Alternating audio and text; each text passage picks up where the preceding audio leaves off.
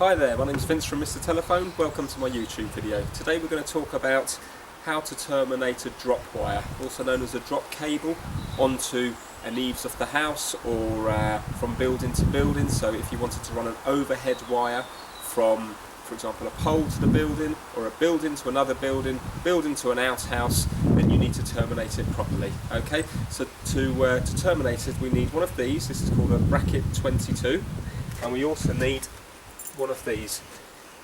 This is a clamp, nicknamed the curly whirly. So they're well known as curly whirlies. Now you need these because otherwise if you don't have these and you just terminate the cable straight onto the wall, over time, especially with the wind blowing, the cable will break. So it needs this to take, so when the wind moves around, it moves around the place and it doesn't put strain on the cable. So to fit these you just need normal wood screws, but you need quite big wood screws. So if you have a look at that there, can you see it's quite a big one, and it fills the hole completely. Okay, this is a 12 times 1.5. Don't use small ones like this. I think this is 6 times 1. And can you see it still fits, but with a bit of movement over time there's a chance that would wear through there. And also don't use the round head ones, the ones with the flat bit there. And if you put them in, they do fit, but they don't fit well. So use the proper ones. Wood screw here, okay, and you pop that in there and it fits the hole nicely. Now when you're installing these, you've got to pretend now that this is the eaves of the house, because I'm not going to be climbing a ladder just to show you how to fit these, but so I'm just doing it on my garden fence just for the purpose of the video. So if we come a bit closer and I'll show you how to fit them. They always go this way up. Don't put them sideways or upside down. They have to go that way up. Obviously on the eaves it's going to be flat like that. This is just to show you how it works. Okay, so on the eaves it will be like that. I'm just going to pop these screws in.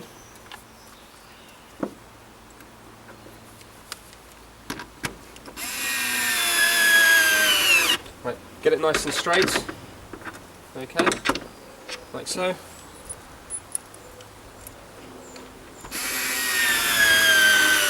Again, fill every hole, always put 3 screws in.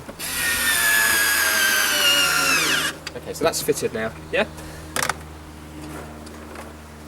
Then you'll need your curly whirly. Now the curly whirly goes through like that, and nice and easy, you just twist those bits round. All the way. And now that's secure. If you need to undo them, just untwist them. Okay,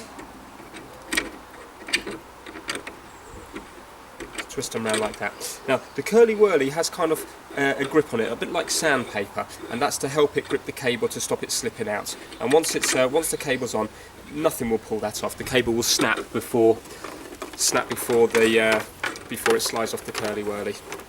So again, we're going to have to imagine now that this is a longer cable, and this will be the bits going down the house, okay, or down the garage or wherever you're installing the cable. So pretend this is the bit spanning from another building. Put the cable on here. Okay, now the idea is to wrap the curly whirly around the cable. Instead of wrapping the cable around the curly whirly, you've got to try and wrap the curly whirly around the cable. So if you put it tight, it's easier if the cable's under tension. So once you've made off one end, it will be easier to do the other end.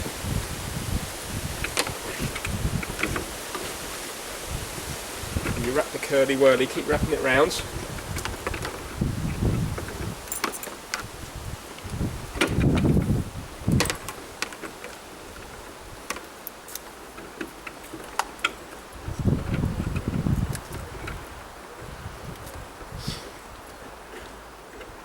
Can be a bit fiddly.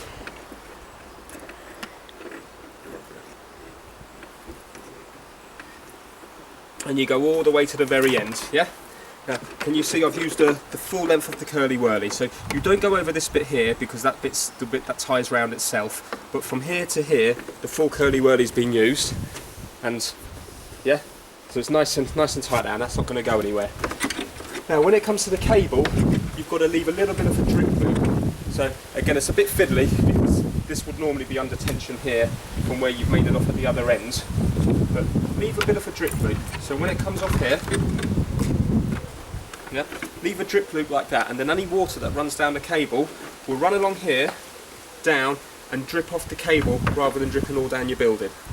So do that, and then the other thing to do, which is quite handy, you don't have to do this, but it's quite handy to leave a future loop. So if you were to leave a little future loop and then run the cable down the building, by doing that, if you need to replace the cable, let's say if it gets damaged mid-span, then you don't have to replace the cable running down the wall. You can put a joint up here, and it leaves you enough slack to do it. Because if you don't leave a future loop, then there's very little slack on the cable to make a new joint. So it's always good practice just to leave a future loop somewhere.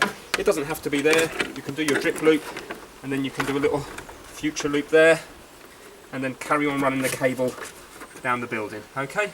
Hope that makes sense. Now, if that's fine if you're going onto the eaves of the house, which are made out of wood.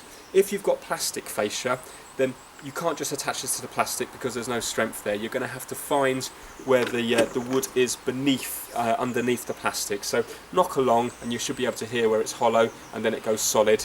You could do a little test. You can do a little test with a little screw to begin with to make sure that you are actually going into wood. So make sure you're going into wood. Now, if you need to go into brickwork instead, then you will need one of these. This is called an eye bolt, and they're kind of similar, but you just have to drill a hole in the brickwork. So you would drill, and for this size here, you drill an 8mm hole in the brickwork, and then you insert this in, and then you have to do up this nut using a spanner. And as you do up this nut, what will happen is it will get wider and wider and wider and wider and wider, and it will fill the hole, and then that will be as solid as this. So you use one of these bracket 22s if you're going into wood, and you use an eye bolt if you're going into brick. I always think it's easier just to go into the eaves of the house. So yeah, I think that's the easiest way to do it. Now, if you want to buy these bracket 22s or curly whirlies, I do have them for sale in my eBay shop. And that is www.mrtelephone.co.uk, and if you type in curly whirly or if you type in bracket 22, then you should be able to find the items. Hope you enjoyed watching this YouTube video. Thanks very much for your time. Bye now.